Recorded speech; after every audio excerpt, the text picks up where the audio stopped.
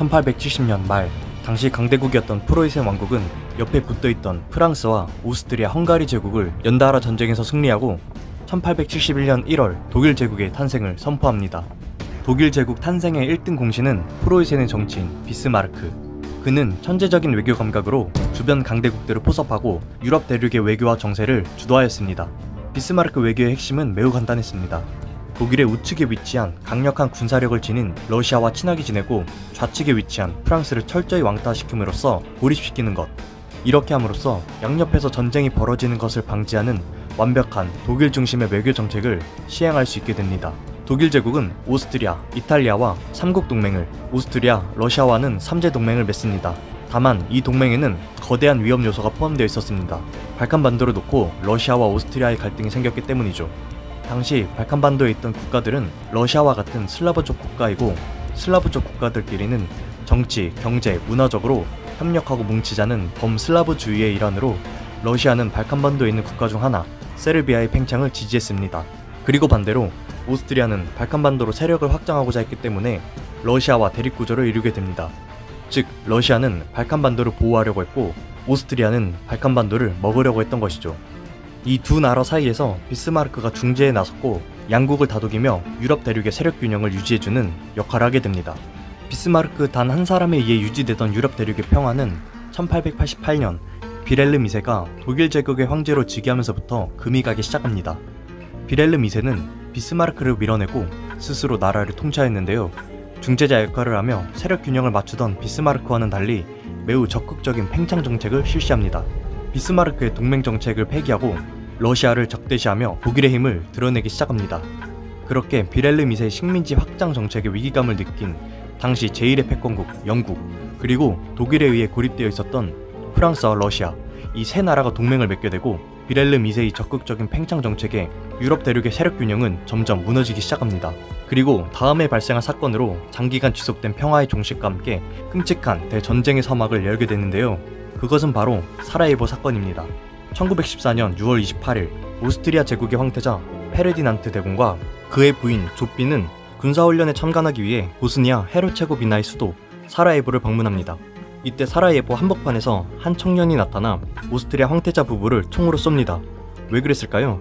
발칸반도 안에 있는 나라 중 하나, 세르비아에는 검은손이라는 비밀결사 단체가 있습니다. 당시 오스트리아 황태자 부부는 세르비아가 오스트리아에 병합되는 것을 계획하고 있었는데요. 강력한 민족주의를 주장하는 이 검은손 단체로서는 절대적으로 용납할 수 없었던 것이었습니다. 그리고 가브릴로 프린치프라는 이 청년은 이 단체의 멤버였기 때문에 이렇게 해서라도 오스트리아 병합을 막고 같은 민족들의 독립의지를 불태우고자 이러한 일을 벌인 것입니다. 반대로 예전부터 영토 확장을 노리고 있던 오스트리아는 마침 이 사건을 구실로 세르비아에 전쟁을 일으키고자 하였습니다. 하지만 세르비아를 보호하던 러시아 제국의 눈치를 살펴야 했고 힘이 세지 않았기 때문에 동맹국인 독일 제국의 지지도 얻어야 했습니다. 한 달의 시간이 흐르고 결국 독일 제국의 황제 비렐름 2세가 오스트리아에 대한 절대적인 지지를 약속합니다. 이에 오스트리아는 기다린 듯 행동을 개시하였으며 러시아는 역시 같은 슬라브 민족인 세르비아를 도와 오스트리아와 전쟁을 준비하였습니다. 1914년 7월 28일 오스트리아는 세르비아에 선전포고하고 7월 30일 러시아는 세르비아 보호를 선언하며 총동원령을 내립니다. 같은 날 러시아의 총동원령의 위기감을 느낀 독일은 뱃놀이 떠났던 황제 비렐름 2세가 급히 복귀하여 똑같이 총동원령을 내리고 러시아에 선전포고합니다. 이때 독일은 러시아와 동맹인 프랑스도 어차피 참전할 것으로 판단하고 바로 이틀 뒤에 프랑스에도 선전포고하며 슐리펜 계획을 발동합니다. 슐리펜 계획이란 러시아와 프랑스가 동맹을 맺게 되자 그 사이에 낀 독일은 양방향에서 동시에 쳐들어오는 것을 막기 위해 애초에 서부전선으로 빠르게 병력을 치고 나가 7주 만에 프랑스를 점령하고 이후 모든 병력을 철도에 태워 동부전선으로 이동시켜 러시아와 싸운다는 계획이었습니다. 문제는 프랑스 공격을 위해 그 사이에 껴있는 벨기에를 침략해야 한다는 점과 병력들을 철도로 수송시킬 세부적인 시간표까지 짜놨기 때문에 슐리펜 계획이 한번 발동되면 멈추지 못한다는 점이었습니다. 이러한 이유 때문에 독일 황제 비렐름 2세는 슐리펜 계획 발동 직후 그 계획을 중지하려 했으나 이미 병력들이 국경을 넘어버렸기에 계획 중지가 불가능했고 결국 전쟁이 확대되었습니다. 8월 4일 독일군은 슐리펜 계획에 따라 중립국 벨기에를 침략하기 시작합니다. 당시 유럽의 강대국 영국은 예전부터 벨기에의 국제적인 중립을 보증해주고 있었는데요. 이렇게 느닷없는 발칸의 분쟁이 전 유럽을 휩쓰는 대규모의 전쟁으로 커지려고 하자 영국도 가만히 있을 수 없었습니다. 또한 독일이 중립국인 벨기에를 침략했기 때문에 영국은 벨기에를 도와 독일에 맞서 싸우기 시작하죠. 아시아에서 조용히 있던 일본도 싸울 만한 이유는 크게 없었지만 영일 동맹을 맺고 있었고 영국의 지원 요구 때문에 8월 28일 전쟁에 참전하게 됩니다. 반면 영국에서 전함 2척을 사기당한 오스만 제국이 독일 편으로 참전하고 독일과 동맹을 맺고 있던 이탈리아는 동맹을 깨고 중립을 선언해버립니다. 훗날 이탈리아는 전쟁 상황에 이해 득실을 따지면서 영프러 연합군의 승리가 유력하다고 판단하고 이 연합군에 끼게 되는데요. 이렇게 세르비아 민족주의자 청년 한 명이 저지른 사건은 전 세계가 휩싸인 끔찍한 대전쟁으로 번지게 되었습니다. 한편 벨기에를 거침없이 치고 나간 독일군은 프랑스까지 진격하는 데 성공하지만 프랑스 마른 지역에서 벌어진 전투에서 영프 연합군에게 저지당하게 되어 독일군은 프랑스 파리를 약 50km 남겨두고 그 진격을 멈추어 방어태세로 전환하게 됩니다. 그렇게 7주 만에 프랑스를 점령한다는 독일의 슐리펜 계획은 전부 물거품이 되어버렸고 전쟁이 장기화되면서 결국 독일이 우려했던 양면 전쟁 형성이라는 최악의 결과를 낳게 됩니다. 서부 전선과는 반대로 동부 전선의 독일군은 탄넨베르크 전투에서 러시아군을 격파합니다. 1916년 2월 방어태세로 고착화된 서부 전선의 상황을 타개하기 위해 독일군은 프랑스 베르댕 요새에 대규모 공세를 가합니다. 수개월 동안 계속된 이 베르댕 전투로 인해 독일과 프랑스 양측 합쳐 100만 명에 가까운 어마어마한 사상자가 발생하게 됩니다. 그래서 영국은 자신의 편인 프랑스군의 피해를 줄여주기 위해 솜이라는 강 주변에서 독일군을 향해 대규모 공세를 가합니다.